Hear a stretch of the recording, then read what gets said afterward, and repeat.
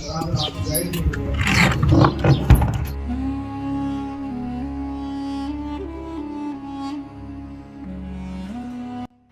आपने कभी ऐसे गांव के बारे में सुना है जहां एक ही रात में 1500 से ज़्यादा लोग गायब हो गए, बिना किसी लड़ाई, बिना किसी लाश, और जाते जाते ऐसा श्राप दे गए कि आज तक वहां कोई बस नहीं पाया। राजस्थान के रेगिस्तान में मौजूद है एक ऐसा गांव जिसका नाम है कुलधरा। लोग कहते हैं सूरज ढलने के बाद यहाँ आज भी अजीब आवाज़ें सुनाई देती है, और जो रात में रुकने की कोशिश करता है वो कभी पहले जैसा नहीं लौटता। लेकिन क्या ये सच है या सिर्फ एक डरावनी कहानी? आज इस वीडियो में आपको बताएंगे कुलधरा का ऐसा रहस्य जिसे जानकर शायद आप भी हैरान रह जाए। करीब 200 साल पहले कुलधरा एक बहुत ही समृद्ध गांव था। यहाँ पालीवाल ब्राह्मण रहते थे। खेती, व्यापार और पानी बचाने की उनकी कला इतनी बेहतरीन थी कि रेगिस्तान में भी उन्होंने हरियाली पैदा कर दी थी। लेकिन उनकी खुशियाँ ज़्यादा दिन तक नहीं टिक सकी। उस समय इलाके का एक ताकतवर दीवान था जिसका नाम था सलीम सिंह। कहते हैं उसकी नज़र गांव के मुखिया की बेटी पर पड़ गई। उसने धमकी दी, या तो लड़की से मेरी शादी करा दो या पूरे गांव को बर्बाद कर दूंगा। गांव वालों के सामने दो रास्ते थे, अपनी बेटी की इज्जत बचाना या पूरा गांव खो देना। उस रात जो हुआ वो इतिहास बन गया। कहते हैं सिर्फ एक ही रात में 84 गांव के हज़ारों लोग अपना सब कुछ छोड़कर हमेशा के लिए चले गए। ना किसी ने रोका, ना किसी ने उनका पीछा किया, और सबसे हैरान करने वाली बात, आज तक किसी को नहीं पता वो लोग आखिर गए कहाँ। लेकिन जाते जाते उन्होंने एक श्राप दिया, आज के बाद यहाँ कोई भी हमेशा के लिए नहीं बस पाएगा।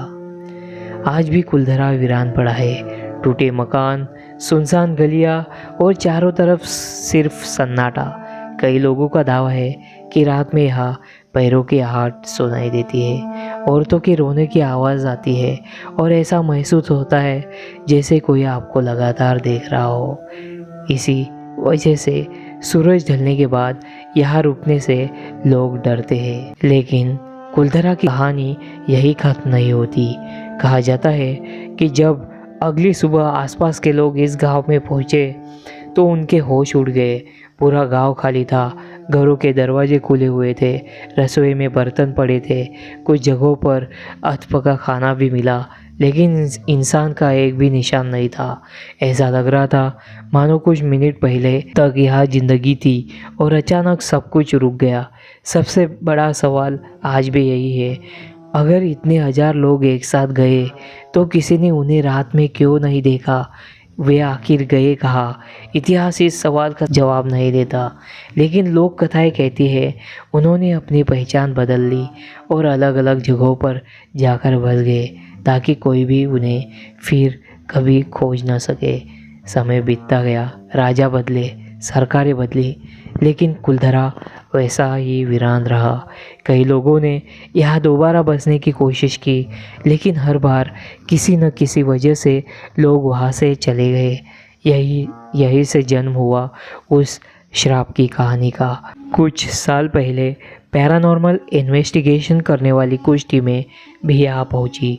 उनका दावा था कि रात के समय में उन्हें अजीब आवाज़ें रिकॉर्ड हुई, कहीं पायल जैसी आवाज़, कहीं धीमी फुसफुसाहट, और कहीं ऐसा लगा जैसे कोई उनके पीछे चल रहा हो। हालांकि इन दावों की स्वतंत्र रूप से पुष्टि नहीं की हुई है। कई विशेषज्ञ मानते हैं कि सुनसान माहौल, हवा की आवाज़ें और लोगों की पहले से बनी धारणाएं भी ऐसे अनुभव पैदा कर सकते हैं। लेकिन जो लोग खुद कुलधरा घूमकर आए हैं उनमें से कई कहते हैं वहाँ का सन्नाटा सामान्य नहीं लगता। सोचिए, एक ऐसा गांव जहाँ कभी बच्चों की हंसी गूंजती थी, जहाँ त्यौहार मनाए जाते थे, जहाँ हर घर में चूल्हा जलता था, आज वहाँ सिर्फ टूटी दीवारें और हवाओं की आवाज़। शायद कुलधरा हमें सिर्फ इस डरावनी कहानी नहीं सुनाता, बल्कि यह भी याद दिलाता है कि जब सम्मान और स्वाभिमान की बात आती है तो पूरा समाज एक साथ खड़ा हो सकता है, चाहे उसकी कीमत अपना घर छोड़ना ही क्यों ना हो।